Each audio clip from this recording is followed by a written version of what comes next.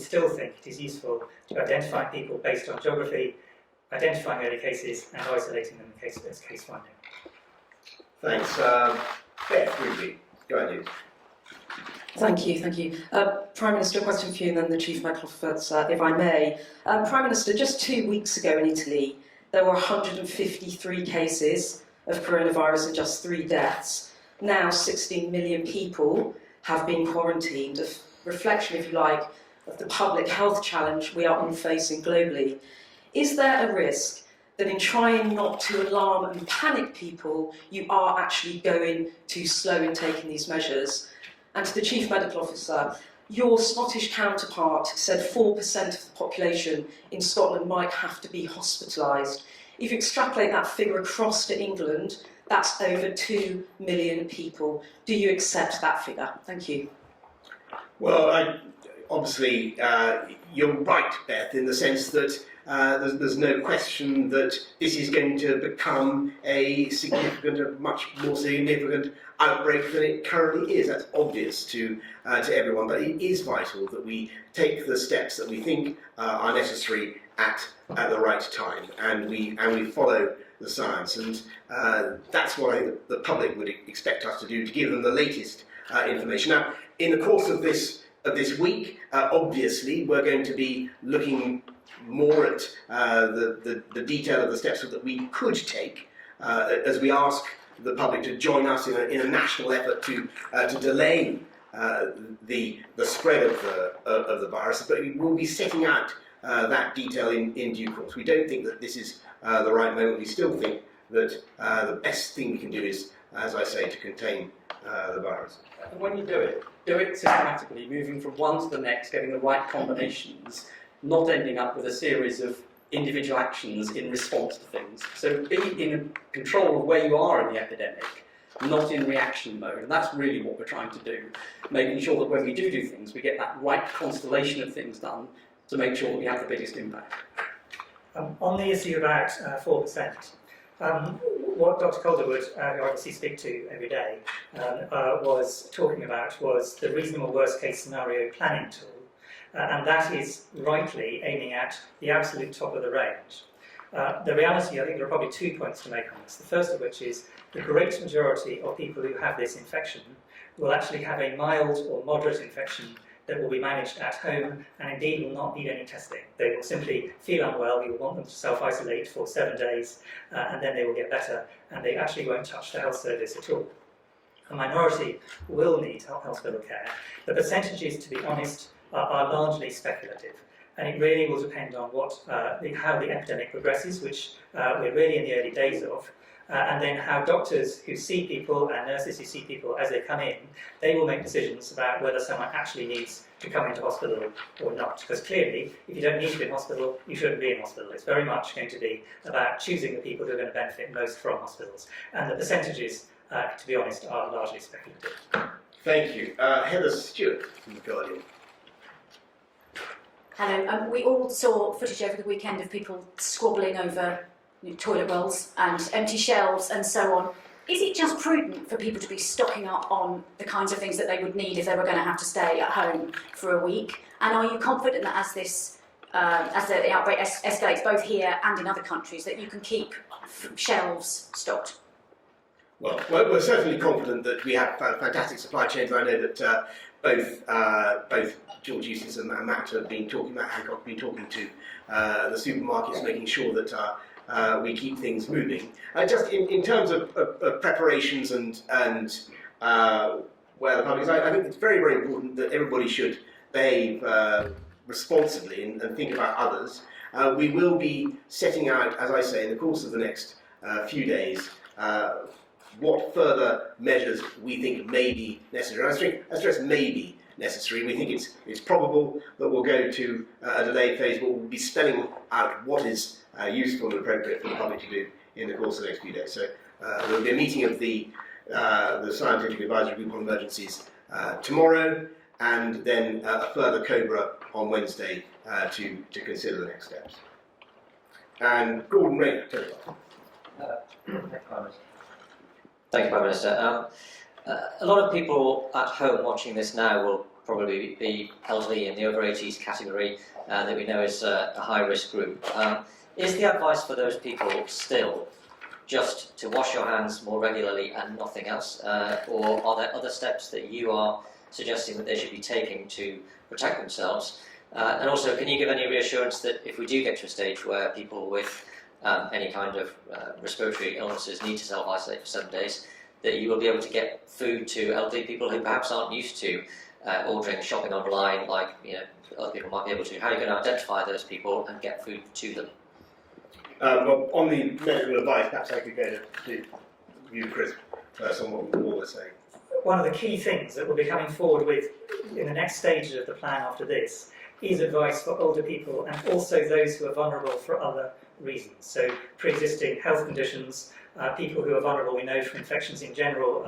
For example, people who are pregnant have a slightly increased risk. There are a variety of other areas where we would be looking at, and we'd be saying we want to be able to protect these people particularly during this epidemic, and we will be giving advice based on their degree of clinical need, and that will be different for different people, and it's sometimes not to be tailored to particular individuals. But that advice is going to be the next stage. At this point, the thing we're going to be moving on to in the next 10 to 14 days is very much asking people who have got symptoms, however mild, to stay at home for 7 days afterwards, because that is a way of protecting the public, including older people. Thanks. Yes, and we'll, as I said in my answer just now, we'll make sure that we do everything we can to keep supermarkets stocked and the economy working. Well, we'll be hearing a bit more in the budget on Wednesday about measures to support the economy in against coronavirus. Jason Groves.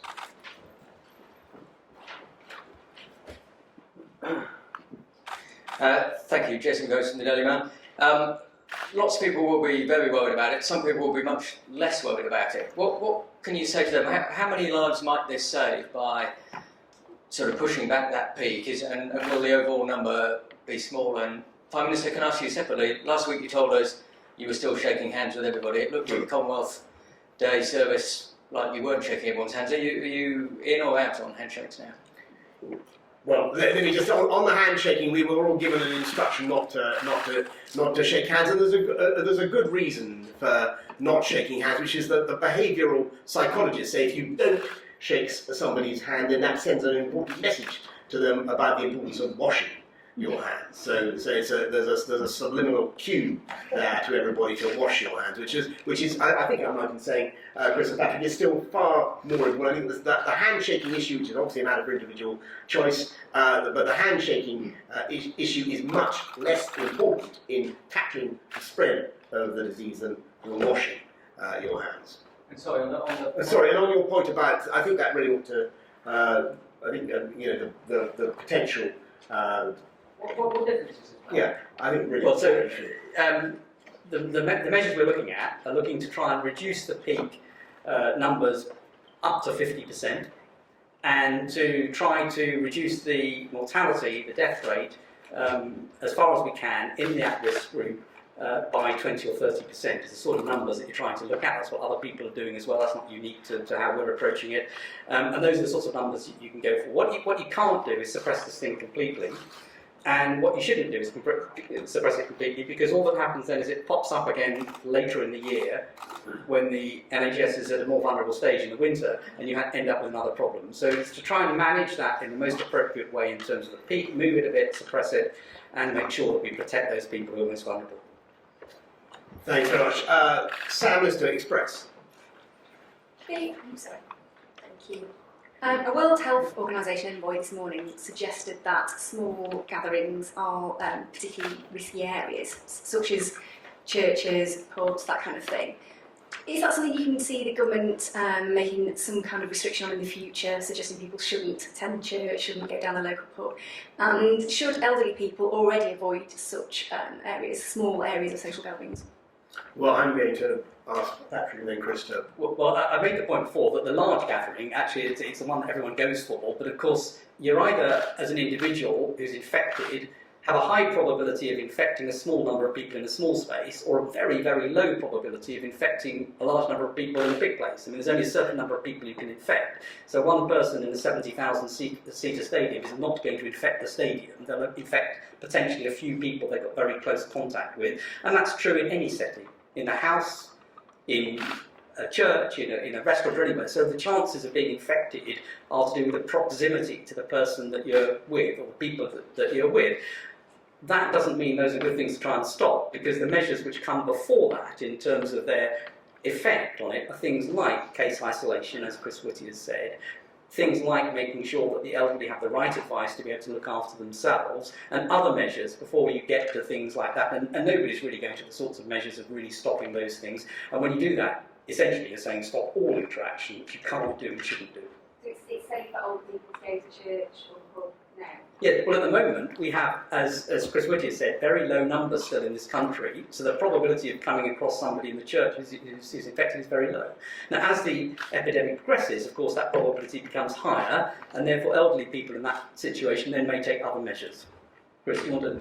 No, I think the only thing to add to that is the point about two points actually, about sustaining it. That once we started down that path, we need to carry on through the peak of the epidemic, and that's important that we have things that are sustainable. And the second is, if people take the advice that we're going to be giving very shortly, about if you've got symptoms, you stay out of circulation, whether it's work, church, or anything else, that is a very major protection for other people around in society. So that's why we're going for this one early on in the path of this epidemic. And just on that, sorry, one other point is that the measures that will be recommended like those, some of them are about protecting all of us. So it's about us being good citizens to protect each other, and some of them are about us protecting ourselves, and it's important that we do both. Okay, well, look, I thank you all very much. I think we've covered all the essential points that I think we feel that we need to make to you and to everybody. I hope that that's given at least some clarity, and people understand the logic of the advice that the government's getting and transmitting to you about the range of options we have, in particular about the slightly counterintuitive advice about large gatherings, sporting events, schools. I hope that's coming across. We will be setting out more in the course of this week about what measures people and families can be taking as we move into the delay phase, as and when we move into the delay phase. As you've heard, what we're asking people to do now is to ensure that if they have serious flu-like symptoms, as happens every year, then they should do what they do every year and stay at home and not risk infection of their colleagues. And that's normal and commonsensical.